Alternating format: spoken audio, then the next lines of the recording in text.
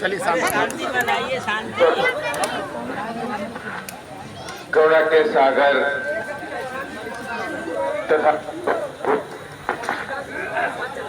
सामाजिक परिवर्तन के अग्रदूत, शिक्षा के जनक महात्मा ज्योतिबा फूले, आरक्षण के जनक, कोल्हापुर विरासत के कुर्मी राजा छत्रपति साहू जी महाराज, भारतीय संविधान के रचयिता, बौद्ध सत्व, भारत रत्न परम पूज्य बाबा साहेब डॉक्टर भीमराव अंबेडकर, दलितों, आदिवासियों, पिछड़ों, गरीबों और मुस्लिमों को राजनीति की मुख्य धारा में लाने वाले DS4 बहुजन समाज पार्टी के संस्थापक मान्यवर श्रीकांत श्रीराम साहेब एवं बहुजन समाज में जन्मे तमाम संतों, गुरुओं और महापुरुषों के चरणों में श्रद्धा के सुमन अर्पित करते हुए साथी बहन कुमारी मायावती जी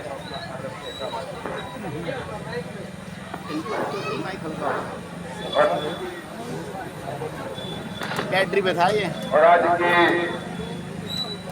दक्षिणी दिल्ली लोकसभा के इस कार्यकर्ता सम्मेलन में हमारे बीच में उपस्थित केंद्रीय स्टेट कोऑर्डिनेटर भाई सुरेश आर्या जी, दिल्ली के प्रदेश अध्यक्ष राजेश कंवर जी और साथी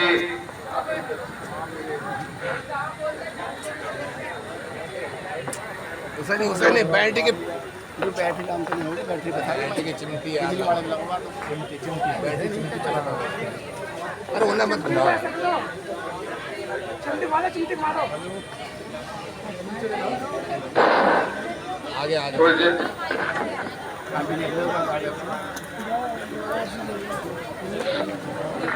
और इसमें उपस्थित हमारे आज जोन के प्रभारी में उत्तिल राम आजाद जी, प्रभारी रमेश कुमार जी, जीवन प्रभारी जकीउल्ला जी, जीवन प्रभारी गीता सिंह जी, पूर्व लोकसभा प्रत्याशी अब्दुल वाशिद जी, साथ ही इधर जिला प्रभारी दक्षिण पूर्वी राम बच्चन जोरिया जी, नरेंद्र पाल सिंह जिला प्रभारी दक्षिण पूर्वी, डॉक्टर अस्मिता जी जिला प्रभारी दक्षिण पश्चिम, मानी किशोरी श्याम जी जिला अध्यक्ष दक्षिण पूर्वी, राकेश विद्या जी जिला अध्यक्ष दक्षिण पश्चिम, साथ ही भोला जी उपाध्यक्ष विधानसभा के साथ साथ में आप उपस्थित तमाम मेरे बहुजन समाज के तमाम कार्यकर्ता जो प्रमुख रूप से हैं उसमें सुखराम जी, विनोद जी, अमित कुमार जी, राजू वाल्मीकि जी, देवराज जी, संजीव वाल्मीकि जी, प्रमोद वाल्मीकि जी, भावेश तमोली जी, नानक चंद जी, प्रेमवती जी,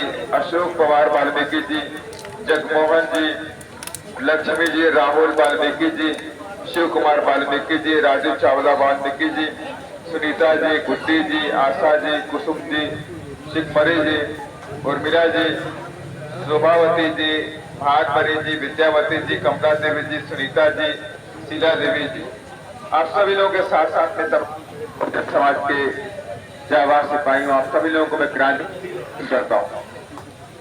जय भीम मानने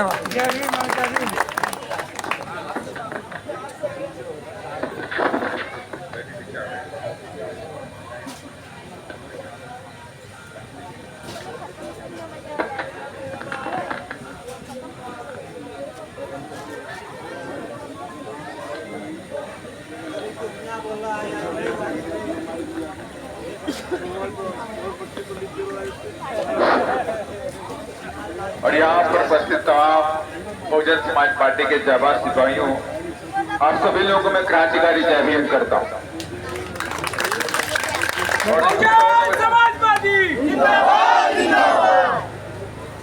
निश्चित तौर से हमसे पहले तमाम हमारे साथियों ने बात रखी, प्रदेश अध्यक्ष जी ने अपनी जाबाजी के साथ बात रखी, सुरेश आर्या जी ने भी बात रखी और मकसद हम सबका साथ है। मकसद साफ है कि इस देश के अंदर बहुजन समाज पार्टी को ताकतवर बनाना। बात है आपको समझ में आनी चाहिए कि बीएसपी की जरूरत इस देश में आखिर क्यों। आज तमाम पार्टियां हैं, चाहे कांग्रेस हो, चाहे आम आदमी पार्टी दिल्ली के अंदर भी है, बीजेपी भी है, तो आखिर बीएसपी की जरूरत क्यों पड़ रही है।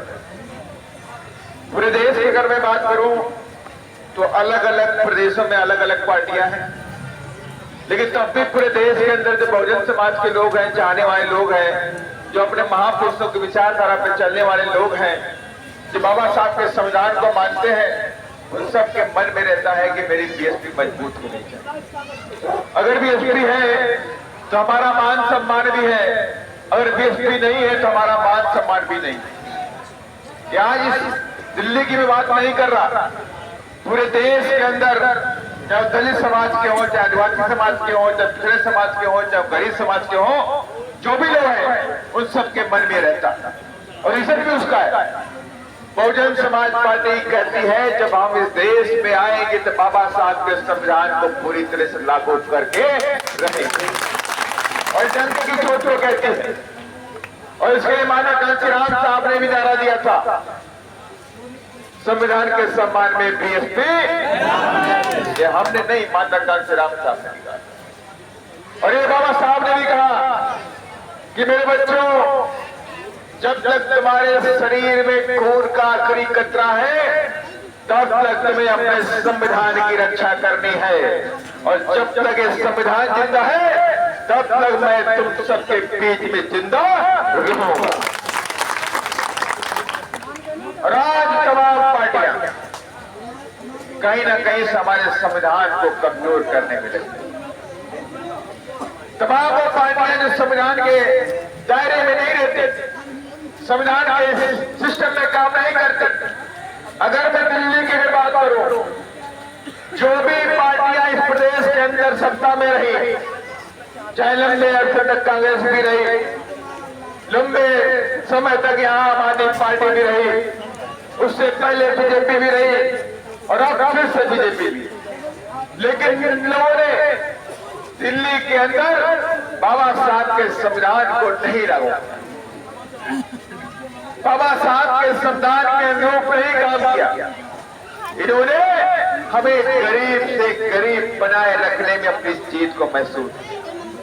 और मैं जब इधर आ रहा था संजय कॉलोनी के अंदर, तो लगा मैं बांग्लादेश से आया, इतनी गरीबी, इतनी गंदगी। यहाँ बात है पार्टी बीजेपी वाले बोलते हैं मेरे दिल्ली को चमका, अरे तुम यहाँ आ जाओ, तुम्हारा सांस लेना भी मुश्किल होगा, चाहे मेरा समाज रहता है, तुम्हारी वजह से रहता है, तुम्हारी नाकामयाबी की वजह से रहता है, तुम्हारे भ्रष्टाचार की वजह से मेरा समाज यहाँ मजबूर है यहाँ पर रहने के लिए।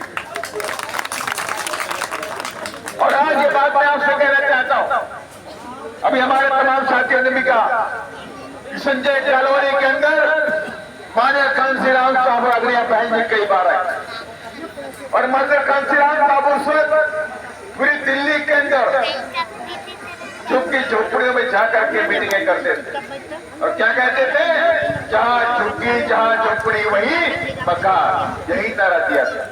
और लेकिन आज क्या हुआ, भारतीय जनता पार्टी चुनाव से पहले यही बोल रही थी कि जहां झोपड़ी वही मकान, लेकिन आज क्या हुआ, सबसे पहले उसने गरीबों की झोपड़ियों पे हमला कर दिया, सबसे पहले झुग्गियों को तबाह करने का काम किया।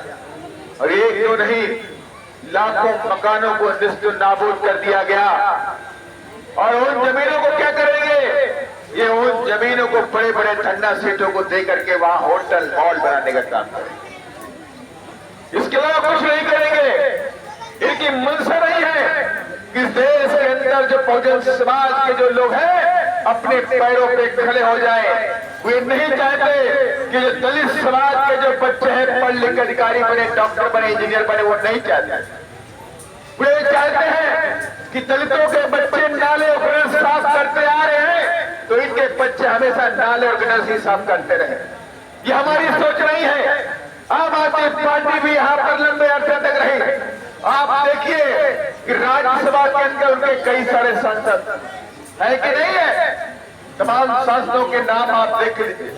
किसी भी सांसद और राज्यसभा की मैं बात करूं तो आम आदमी पार्टी से कोई भी सांसद दलित नहीं है, मुसलमान भी, एक भी सांसद दलित मुसलमान नहीं। लेकिन वोट आपका लेते हैं और राज्यसभा में सांसद धन्ना सेठों को बनाते हैं। तो इसलिए बीएसपी ने नारा दिया था, माजर कांची राम साहब ने बहुत पहले नारा दिया था दिल्ली में कि वोट हमारा राष्ट्र तुम्हारा। अब इसका इनागार करने का समय आ गया। और आपने देखा भी कि अभी दिल्ली के अंदर भारतीय जनता पार्टी लंबी लंबी बातें कर रही थी। उससे पहले आम आदमी पार्टी के मुख्यमंत्री जी लंबी लंबी बातें कर रहे थे कि हमने मैनुअल स्कैनिंग का काम खत्म कर दिया। अब दिल्ली के अंदर किसी की मौत गटर में नहीं होती है। लेकिन आपने देखा अभी इसी महीने के साथ अगले महीने जुलाई में आपने देखा कि 2 बच्चे इसी दिल्ली के अंदर गटर साफ करते उनकी मौत हो गई। दिल्ली के अंदर उनकी मौत हो गई। रहने वाले उत्तर प्रदेश के थे। 300 रुपए की मजदूरी में उनको गटर में उतार दिया गया। जहरीली गैसों की वजह से उनकी मौत हो गई। लेकिन सरकार पे कोई फर्क नहीं पड़ा, क्योंकि मरने वाला दलित था, उन पे फर्क नहीं पड़ने वाला। वो नहीं चाहते आपके बच्चे पढ़ जाए, वो नहीं चाहते आपके बच्चे पढ़ के अधिकारी बने, डॉक्टर बने, इंजीनियर बने। वो चाहते हैं आपके बच्चे मजदूर बने, आपके बच्चे ऑटो ड्राइवर बने, आपके बच्चे सफाई कर्मी बने। उनकी ये सोच है, लेकिन बीएसपी की ये सोच नहीं है। बीएसपी कहते जब हम पावर में आएंगे तो स्कूलों को फ्री कर देंगे। क्या कहती है? स्कूलों को फ्री करेंगे, हम डॉक्टर बनाएंगे, हम इंजीनियर बनाएंगे, हम वकील बनाएंगे, हम अधिकारी बना के ऊंची ऊंची कुर्सियों पर तुम्हारे बच्चों को बैठाने का काम करेंगे। लेकिन नालियों के गटर साफ करने के लिए मजबूर नहीं करेंगे। ये हमारी पार्टी बहुजन समाज पार्टी है। और इसलिए आपने देखा भी जब उत्तर प्रदेश में आदरणीय बहन जब मुख्यमंत्री बनी तो उन्होंने गरीबों की शिक्षा को फ्री करने का काम किया। बाबा साहब का नारा था, शिक्षित बनो, संघर्ष करो और संगठित हो। शिक्षित बनने का नाम पर बाबा साहब ने कहा, शिक्षा वो शरीर का दूध जो पिएगा वो दहाड़ेगा। और इसके उद्देश्य माननीय बहन जी ने उत्तर प्रदेश में गरीबों की शिक्षा को फ्री कर दिया, स्कॉलरशिप दिया, 0 फीस पर एडमिशन दिया और कहा तुम पढ़ाई करो, तुम्हारी पढ़ाई में 1 पैसे की अगर कोई दिक्कत आएगी, तुम्हारी बहन मुख्यमंत्री है, हम तुम्हें रोकने नहीं देंगे, आप पढ़ाई कर सकते। तुम विदेश पढ़ाई करने जाओ तो हम तुम्हें पैसा देंगे, तुम विदेश से पढ़ करके आ जाओ। लेकिन अभी आपने देखा 180 बच्चों का ओवरसीज यूनिवर्सिटीज के अंदर, बाहरी विदेशों के अंदर यूनिवर्सिटीज के अंदर दलित बच्चों का सिलेक्शन हुआ, लेकिन वो नहीं जा पाए। केंद्र की सरकार ने बोला हमारे पास पैसा नहीं। अब आप समझ लीजिए, आप समझ लीजिए कि सोच, कहा हमारे पास पैसा नहीं है, गरीबों के पढ़ाई के लिए पैसा नहीं है, लेकिन धन्ना सेठों के कर्ज को माफ करने के लिए 14 लाख करोड़ रुपए उनके पास है। 14 लाख करोड़ रुपए उन्होंने गरीबों के, हमारे और आपके खून पसीने कमाई को, धन्ना सेठ के टैक्स को माफ करने का काम किया, उनके कर्जे को माफ करने का काम किया। भारतीय जनता पार्टी लंबी लंबी बातें करती है। एक आंकड़े के अनुसार स्विस बैंक में जो काला धन जमा है 2021 के बाद से लेके 2025 के बीच में जितना भी धन जमा था वो धन 3 गुना हो गया। माने कि अगर वो पहले अमित शाह जी बोल रहे थे कि हम स्विस बैंक में इतना काला धन जमा है कि 15-15 लाख रुपए भी हर भारतीय को बांट दिए जाए तो पैसे कम नहीं पड़े। बात बोलते थे, वो बात सही बोलते हैं, ये बात 100% सही है। लेकिन ये रिकॉर्ड भी आया 2021 से लेकर 2025 के बीच में इसी भारतीय जनता पार्टी के केंद्र में सरकार रही और 21 से 25 के बीच में वहां जो स्विस बैंक में पैसा जमा था वो 3 गुना हो गया। माने कि अगर हर भारतीय में बात करो तो आज भारतीयों का पैसा, गरीब से गरीब भाई और बहन का पैसा 15 से कितना हो गया? 45 लाख हो गया कि नहीं हो गया? हो गया कि नहीं हो गया? पहले 15 लाख 2014 में था और अब कितना हो गया? 45 लाख रुपया होगा। डर तो इसी बात का, डर तो इसी बात का है। उन्हें मालूम है ये पैसा बीएसपी वालों का नहीं है, किसी का पैसा नहीं, बीएसपी वालों का पैसा नहीं है, लेकिन पैसा किसका है? उन्हीं लोगों का जो उनके यहाँ बैठते हैं, उनके साथ उठते हैं, बैठते हैं, उन्हीं का पैसा है। जैसे नीरव मोदी आया, विजय माल्या आया, कितने सारे भगोड़े पैसा लेकर भाग गए। इवन उसने बोला भी, विजय माल्या ने बोला भी, अरे मैं तो ऐसे नहीं भागा, मैं तो वहां के फाइनेंस मिनिस्टर से बात करके आया था। उसने स्टेटमेंट भी दिया कि मैं ऐसे चोरी छिपे नहीं भागा, और कोई भी भारत से पैसा लेके चोरी छिपे भाग भी नहीं सकता, कोई गायब नहीं हो सकता। उसको भागना है तो पानी के जहाज से जाएगा, और या वो जाएगा हवाई जहाज, जाएगा नहीं जाएगा, और हवाई जहाज से जाएगा दुनिया भर की चेकिंग होती। गेट में दिखाओ अपना आई कार्ड दिखाओ, गेट पे मांगेगा, उसके बाद अंदर जाओ तो मांगेगा, फ्लाइट में बैठने जाओगे टिकट मांगेगा, फ्लाइट के अंदर घुसने जाओगे तो वहां भी तुम्हारा टिकट चेक करेगा। इतना सारा सिक्योरिटी होने के बाद सरकार कहती है वो भाग गया।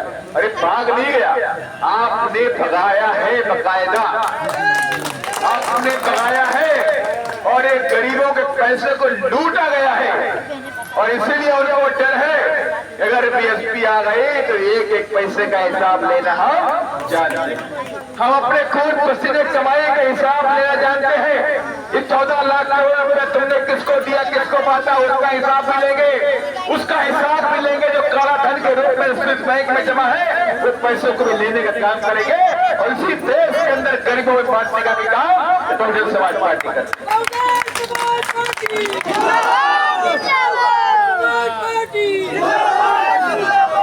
और इसीलिए इन लोगों ने तमाम तरीके से बहुजन समाज के लोगों को कमजोर करने का प्लान किया। पूरे देश के अंदर आपकी शिक्षा पे हमला हो। आपने देखा कि हर प्रदेश के अंदर, अभी आपने देखा कि उत्तर प्रदेश में खबर आई होगी कि 27,000 स्कूल बंद करने की प्लानिंग की गई। आपने देखा कि आपके बगल में हरियाणा है, हरियाणा में 5,000 स्कूलों को बंद कर दिया गया, और वहां कहा गया कि अगर सरकारी स्कूल में पढ़ोगे तो 500 रुपया फीस पड़ेगी, और सरकारी प्राइवेट स्कूल में जाओगे तो 1,000 रुपया वजीफा मिलेगा। कहा कि नहीं कहा गया? मैंने प्लान क्या हुआ कि सरकारी स्कूलों को पूरी तरह से निस्त नाबूद कर दो। यही नहीं, 80,000 स्कूलों को मध्य प्रदेश में बंद करने की प्लानिंग की गई। 10,000 स्कूल छत्तीसगढ़ में बंद कर दिए गए। इसका फर्क किसके पढ़ने वाले? अमीरों के बच्चे नहीं पढ़ते, अमीरों के बच्चे सरकारी स्कूल में नहीं पढ़ते हैं। सरकारी स्कूल में इस देश के बहुजन समाज के बच्चे पढ़ते हैं, गरीबों के बच्चे पढ़ते हैं। वो नहीं चाहता कि आपके बच्चे पढ़ के ऊपर बढ़ जाए, वो नहीं चाहते कभी। इसीलिए आपको कमजोर करने की प्लानिंग की जाती है। आपकी शिक्षा पे हमला हो गया, स्कूल बंद कर दिए गए। आपकी नौकरी पे हमला हो गया, अब आपकी नौकरियां भर्ती नहीं होती। सरकारी कानून के तहत कोई भर्ती नहीं की जा रही। केंद्र में कम से कम 15 से 20 लाख नौकरियां पड़ी है, लेकिन भर्ती नहीं की जा रही। और क्या किया जा रहा है? कॉन्ट्रैक्ट भर्ती की जा रही है, कॉन्ट्रैक्ट बेस पे भर्ती की जा रही है, जहां पे कोई रिजर्वेशन नहीं लगता। माने प्राइवेट भर्ती की जा रही है, एजेंसी के द्वारा भर्ती की जा रही है, जहां पे कोई रिजर्वेशन नहीं होता है। स्कूल बंद कर दिए गए, नौकरी खत्म कर दी गई, वजीफा बंद कर दिया गया, 0 फीस परमिशन बंद कर दिया गया, स्कूल तोड़ दिए गए, और यहाँ तक कि तुम्हारे रहने के मकानों को भी तोड़ दिया, क्योंकि झोपड़ियां तोड़ दी। दिल्ली में तोड़ी गई, उत्तर प्रदेश में जाए, मध्य प्रदेश में जाए, छत्तीसगढ़ में जाए, हरियाणा में जाए, कहीं भी जाए, अगर आप कहीं सरकारी जमीनों पे रहते हैं, और इस देश का 90% दलित समाज गांव के अंदर सरकारी जमीनों पे रहता है। बचत की जमीन है, खलिहान की जमीन है, बंजर जमीन है, आबादी की जमीन है। उन्हीं जमीनों पर मेरा दलित समाज इस देश में मकान बना के, झोपड़ी बना के रहता है। और लेकिन अब साजिश क्या हो रही है? सरकारी जमीनें खाली कराने का प्लान किया जाता है कि सरकारी जमीनें खाली करा ली जाए, और उसके तहत पूरे देश के अंदर दलित समाज के भाई बहनों के मकानों को तोड़ दिया जाता है, और सरकारी जमीन खाली कराने पर आपको बेघर किया जा रहा है। तो हर तरह से आपको तोड़ने की प्लानिंग की जा रही है। और अब तो और हद हो गई, अब तो हद हो गई। यहाँ की जो ताकत थी, वोट की ताकत को भी कमजोर करने की प्लानिंग की जा रही है। बिहार से लेकर शुरू हो गया, आपके वोट काटे जाएंगे। मैं कल बिहार गया था, और बिहार के अंदर मैंने जानकारी ली। पहले उन्होंने कहा मैंने 65 लाख वोट काट दिया। लिस्ट जो 7.5 करोड़ लोगों की थी, उसमें 22 लाख लोगों की मौत हो गई। 38 लाख लोग बिहार से बाहर शिफ्ट हो गए, परमानेंटली शिफ्ट उनके पास आंकड़ा। 7 लाख बताया कि 7 लाख वोटर उन्हें डबल वोट चढ़ गया है, डबल के वोट, लेकिन उनका एपिक सेंटर नहीं दिया। माने किस क्रम में किस बूथ पे कौन आदमी डबल हो गया, कौन बूथ का आदमी कहां चला गया, वो कोई जानकारी नहीं दे रहे। वो ये कहते मैंने 65 लाख वोट काटा, और अभी फिर कह रहे हैं, अब ये कह रहे हैं कि जिसका 2003 की लोकसभा के चुनाव में वोट था, मैंने पहली बार जिसने वोट डाला 2003 के चुनाव में 18 साल का होगा, यही नियम है कि नहीं है? 18 साल का जो व्यक्ति था जिसने 2003 के चुनाव में वोट डाला और आज 2025 हो गया, माने कितने साल हो गए उसको? 18 साल का तब था, और भी कितने हो गए? 22 हो गए, 40 साल हो गए। माने आज की डेट में 40 साल तक के व्यक्ति को अपना आधार कार्ड नहीं मान रहे वो लोग, और वोटर आईडी कार्ड भी नहीं मान रहे। वो कह रहे हैं आप अपना निवास प्रमाण पत्र लेके आओ, जाति प्रमाण पत्र लेके आओ, अपना आईडी प्रूफ लेकर के आओ, ये वहां पे जमा करो। अब हर आदमी पूरे देश के अंदर यही मानता था कि आधार मेरी आईडी है, वोटर कार्ड मेरा आईडी है, यही मानते नहीं मानते थे, उसको ही दिखा के सारा काम हो रहा। अब ये मेरे समझ में नहीं आ रहा कि जब चुनाव आयोग आईडी मांग रहा है तो आईडी कौन सी है, निवास प्रमाण पत्र कहां से लेके आएगा? बिहार के 3.5 करोड़ लोग बाहर पूरे देश के अंदर मजदूरी करते हैं, कहीं पंजाब में करता है, कोई हैदराबाद में करता है, कोई तमिलनाडु करता है, कोई पौंडीचेरी करता है, कहीं केरला में करता है। इस तरह से पूरे देश में बिहार के लोग दिल्ली में भी करते हैं, लेकिन वो उनके पास इतना समय नहीं है कि वो वहां बिहार में जाएं और 1 महीना चक्कर लगाएं और अपना निवास प्रमाण पत्र बनवा के लेकर के, पॉसिबल नहीं है। लेकिन आप वो धमकी दे रहा, चुनाव आयोग धमकी दे रहे कि अगर तुमने अपना फॉर्म नहीं जमा किया लास्ट डेट तक, उसके बाद आपके वोट काट दिए जाएंगे। कितनी बड़ी साजिश! जिस वोट के अधिकार को लेके बाबा साहब ने हमें संघर्ष करके हमको वोट का अधिकार दिलाया है, और ये मन में था कि मेरा आज नहीं तो कल मेरा बहुजन समाज ये जागेगा और अपने वोट के दम पर दिल्ली की कुर्सी पर पहुंचेगा। ये सपना बाबा साहब का, ये हमारा सपना नहीं था, बाबा साहब का सपना। बाबा साहब ने एक ही सपना देखा कि जाओ मेरे बच्चों दिल्ली के मंदिर पे, दिल्ली के शक्ति के मंदिर पे अपना कब्जा कर लो, ये मेरा सपना। और आज तक ही मेरे बहुजन समाज के लोग बाबा साहब के सपने पूरा नहीं कर पाए। और बाबा साहब ने हमें वोट का अधिकार दिया तो बाबा साहब ने कहा इसी वोट के जरिए आप अपने ऊपर हो रहे अत्याचारों को खत्म कर सकते हैं, इसी वोट के जरिए आप अपने भविष्य का निर्माण कर सकते हैं, इसी वोट के जरिए आप अपने आने वाली संतानों को इस देश में राजा बना सकते हो, और कोई रास्ता नहीं। क्योंकि इसी वोट के जरिए आप दिल्ली के राजा बन जाओगे, और जब दिल्ली के राजा बन जाओगे तो पूरे देश के राजा और पूरे देश की संतुलन, पूरे देश का खजाना तुम्हारे हाथों में आ जाएगा। और जब राजा बन जाता है तो उसकी कौम भूखी नंगी नहीं होती, उसकी कौम भूखी नंगी नहीं रहती है। और इसलिए मैं आपसे कहना चाहता हूँ, राजा बनने का समय आ गया। ये तमाम प्रयासों से हमको रोकने का प्लान कर रहे हैं, लेकिन हमें रुकना नहीं, हमें हर हालत में अपनी पार्टी को, बहुजन समाज पार्टी को मजबूत करना पड़ेगा। अगर बीएसपी मजबूत हो गई और बीएसपी दिल्ली में आई, बीएसपी को साजिश के तहत 2012 में रोकने का काम किया गया था। 2012 में हम शायद 14% वोट पे आ गए, उसके बाद हम नीचे हुए। लेकिन हमें इस बात को मानना चाहिए कि हमने दिल्ली को जीतने का काम किया था। 2012 में 14% वोट लेकर के आए थे, और ये हम फिर तय करके जाते हैं कि आने वाले चुनाव में बीएसपी का डंका दिल्ली में बजा करके फिर से। और इसके लिए आप सभी को जुड़ना पड़ेगा। बहुजन समाज के जो अभी नंग हैं, तमाम बहुजन समाज की, जो दलित समाज की छोटी छोटी जातियां हैं और ओबीसी की जातियां हैं, जो गरीबों में है, जो मुसलमानों में है, जो प्रकाश में भी गरीब लोग रहते हैं, इन सबको एक होना पड़ेगा और नीले झंडे की सरकार दिल्ली में बनानी पड़ेगी। और जिस दिन नीले झंडे की सरकार, हाथी निशान की सरकार दिल्ली में बन जाएगी, उस दिन मेरे भाई बहन ये नरक वाली जिंदगी छोड़ेंगे और बंगलों में जाकर रहना शुरू कर देंगे उसी दिन। और ये मैं आपसे ऐसे नहीं कह रहा हूं, ये आपने देखा है जब उत्तर प्रदेश के अंदर आलिया बहन कुमारी मायावती जी मुख्यमंत्री बने तो गरीबों को 2-2 कमरे का फ्लैट देने का भी काम किया था, दिया कि नहीं किया? गांव के अंदर अम्बेडकर कॉलोनी देने का काम किया गया। गांव के अंदर भूमिहीन लोगों को 2-2 एकड़ 2.5 एकड़ जमीनों के पट्टे भी देने का काम किया गया। ये किसी और नेता के अंदर हिम्मत नहीं है। ये हमारी नेता, हमारी शेरनी बहना आदरणीय बहन कुमारी मायावती जी के अंदर हिम्मत थी, तो इन्होंने देश में उत्तर प्रदेश पहला राज्य बना जहां दलितों को पट्टे भी दिए गए और दलितों को मान सम्मान के लिए, आत्म सम्मान के लिए बंदूकों के लाइसेंस भी दिए गए, अपने आत्म सम्मान की रक्षा करने। ये सारे काम उत्तर प्रदेश में किए गए। और यही नहीं, उत्तर प्रदेश में 50 लाख नौकरियां, 10 लाख का बैकलॉग नहीं भर्ती किया गया, तो उत्तर प्रदेश के अंदर भर्ती किया गया। और आज तक मैं आपसे कहना चाहता हूं कि हमें तमाम मेरे साथी बहुजन समाज के लोग बैठे हुए हैं, मैं आपसे कहना चाहता हूं, ये जो पार्टियां हैं, चाहे बीजेपी है, चाहे कांग्रेस है, चाहे आम आदमी पार्टी, ये बहुत पैसे वाली पार्टी, गरीबों की पार्टियां नहीं है, ये पैसे वालों की पार्टियां हैं। तो आपको समझना चाहिए कि बहुजन समाज पार्टी का जब प्रत्याशी होता है तो आप में से कोई एक भाई और बहन होता है, गरीब होता है कि नहीं होता है? आप में से कोई होगा, कोई धन्ना सेठ नहीं होता है यहाँ पर, उसके पास हजारों करोड़ रुपए नहीं होता है, लेकिन उसकी विचारधारा चट्टान की तरह होती है। अम्बेडकरवादी विचारधारा को लेकर के जंगे मैदान में कूद पड़ता है।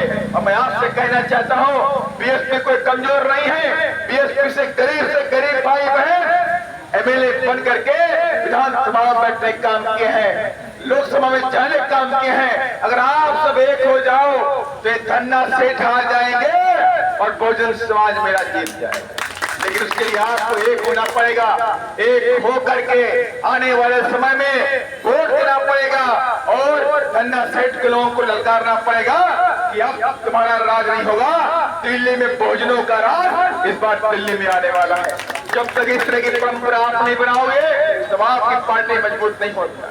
और हम सबकी जिम्मेदारी बनती है, जो जहां पर है, जिस पद पर है, जिस मोहल्ले में है, जिस वार्ड में है, ये हम सबकी जिम्मेदारी बनती है कि हम अपनी पार्टी को, अपने दायरे को मजबूत करने का काम करें। अगर हम अपने दायरे को मजबूत नहीं करेंगे तो पार्टी मजबूत नहीं हो सकती। एक आदमी पार्टी को मजबूत नहीं कर सकता। अगर हमें जंग जीतनी है तो हमें पूरी सेना खड़ी करनी पड़ेगी। सेना हमारी मजबूत होगी तो दिल्ली की जंग भी हम जीतेंगे। अगर हमारी सेना कमजोर है तो हम दिल्ली की जंग जीत नहीं सकते। और ये मात्र जंग नहीं है, ये बहुजनों के सपने हैं, यहाँ पर समझ लीजिए आप। ये मात्र हमारी कोई राजनीतिक जंग नहीं है, सत्ता की जंग नहीं है, ये लाखों करोड़ों बहुजनों के अरमान है, लाखों करोड़ों बहुजनों के सपने हैं, लाखों करोड़ों बच्चों की अरमान है कि पढ़ लिख के डॉक्टर बनना है, इंजीनियर बनना है, मजदूर नहीं बनना है। हमें पढ़ने का मौका मिले तो हम आगे बढ़ सकते हैं। ये हमकी सोच है, उन सबकी सोच के लिए हम नहीं लड़ रहे हैं। यहाँ जो बहुजन समाज पार्टी आप सबके बीच में और आप सभी लोग रात दिन काम कर रहे हैं, तो आप हम और आप अपने लिए काम नहीं कर रहे हैं। आने वाली जनरेशन को इस देश में मान सम्मान दिलाने के लिए लड़ाई लड़ने का काम। जिंदाबाद जिंदाबाद समाज पार्टी जिंदाबाद, जिंदाबाद जिंदाबाद, जिंदाबाद जिंदाबाद। इसलिए मैं आप सभी लोगों से कहना चाहता हूँ, माननीय कांशीराम साहब ने हमें नारा दिया था, उस नारे को मैं दोबारा बोलना चाहता हूँ। माननीय कांशीराम साहब ने जब मूवमेंट शुरू किया तो उन्होंने कहा कि वोट हमारा राज तुम्हारा नहीं चलेगा, नहीं चलेगा। इसका मतलब कभी सोचते हैं आप क्यों नारा ऐसा दिया? क्या आखिर बात आ गई कि वोट हमारा राज तुम्हारा नहीं चलेगा? माननीय कांशीराम साहब ने कहा, जो लोग तुम्हारे बच्चों से नफरत करते हैं, जो लोग तुम्हारा छुआ पानी नहीं पीते, जो लोग तुम्हारे बहु बच्चों के साथ में गलत काम करते, गलत निगाहों से देखते हैं, आपको उनको वोट नहीं देना है। उन्होंने कहा अब वोट तुम्हारा राज हमारा, वोट हमारा और राज भी हमारा होगा। अब वो दिन चले गए कि वोट हमारा राज तुम्हारा। इसलिए कहा था माननीय कांशीराम साहब ने कि वोट हमारा राज तुम्हारा अब नहीं चलेगा, नहीं चलेगा। इसी सिद्धांत के तहत हमें दिल्ली में काम करना पड़ेगा। और निश्चित तौर से जब आप सब लोग जिस तरह से मैं देख रहा हूँ पिछले कई महीनों से, मेरे बहुजन समाज के तमाम जाबाज सिपाही, तमाम मेरी युवा साथी, उन लोगों ने कमर कस ली है, नीला झंडा हाथ निशान को लेकर के मैदानी जंग में दिल्ली में कूद पड़े हैं। तो मैं निश्चित तौर से दावे के साथ मैं कहता हूँ कि जिस तरह से आप काम शुरू कर चुके हैं, आने वाली जो सफलता होगी वो आपके कदम चूमने की तरफ बढ़ रही है।